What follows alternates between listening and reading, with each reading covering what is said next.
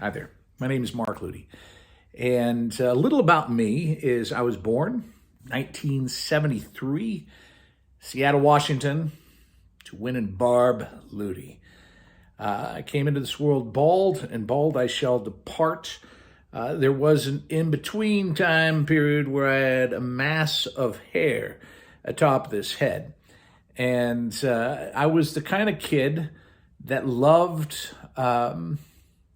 to play, loved living in his imagination. And that little boy had an older brother and sister who were very creative. In fact, my parents were very creative in their own right in different ways. And I remember discovering doodling from my dad. I remember going out to eat, and my dad would pull a napkin up and he'd say, "Let's draw something." And we'd start drawing, passing the napkin back and forth, adding to the picture. Who knew what was going to come forth? But he made drawing fun. And he used to save all my drawings that I doodled and drew in school, on my homework assignments. I mean, he kept that stuff. And which was fascinating for me to be able to see, just to see how far I had come. And so that was always a treat. So drawing was a big part of my growing up. My brother and sister, they were great drawers. And I'll never forget doing contests where all three of us, I was the youngest, we would draw, and then we'd each take our picture in to our parents and say, which one's the best? I always lost. My parents apparently were a little too honest. So I just kept on drawing, kept on creating, was encouraged. I remember in third grade, I had a teacher that saw that I loved to draw and said, Mrs. Sage, she said, "Mark, how about you draw a picture of everybody in the class?" And so I went around to every single person in the class. I had a unique style at that time, nothing grand, nothing impressive, big heads, cartoony, bulbous noses. But I asked them, I said, "What do you like to do?" In some dancing, sports, whatever it might be, music. And I would draw little caricatures of every single person. And she posted that in the class on the billboard. And they took their art, their picture with them. That was encouraging to me. And so here's the thing. I was perpetually encouraged step by step. I did terrible in school, never went to art school. I did do a 3-month stint in Hawaii at a school of illustration. I got a B. And but I really enjoyed being able to really do what I love. And I guess that's what I always had the goal to think is I wanted to do what I enjoyed. And so I can say more by just me showing up, me being inspired and challenged and having fun with my drawing. Have I really grown as an artist? I got a son, Dash, that he's just a great student. He works at things. He shows up and he works and he's learning. And as a result, I mean, he just skips so far ahead of any place I ever got to in certain disciplines and music and everything. And I wish I was more like that. I wish I don't picture myself as that studious character that showed up and stretched and learned the disciplines that I should have learned. No, I had fun with it. And I was inspired by ideas, and I moved towards those ideas. And I'd come to roadblocks. And the question I remember these, I had a project I was going to do. And this is when the computer and Photoshop was just coming out. And I remember talking to these guys because they were computer guys.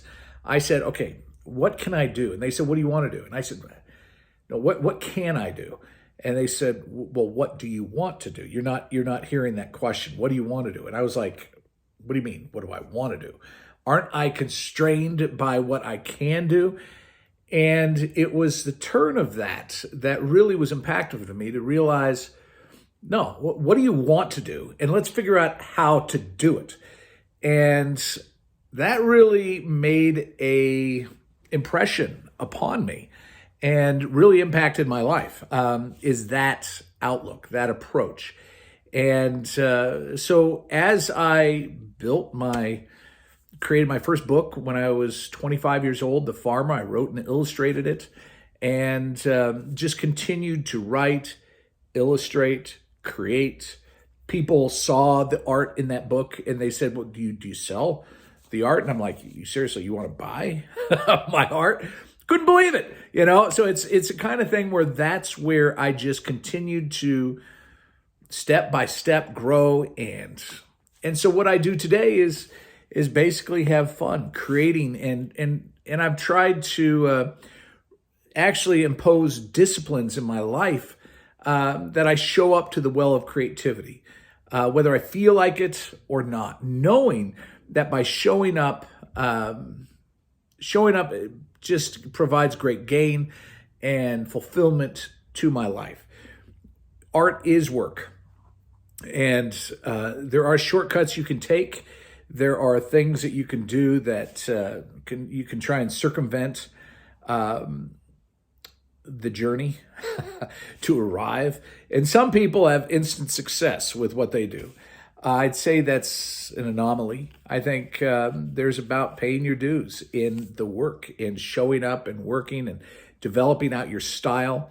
And I think that's going to be very rewarding to you, because I think the people that circumvent usually aren't always being true to themselves in their own expression. They have mimicked a style, and in doing that, they've found quick success.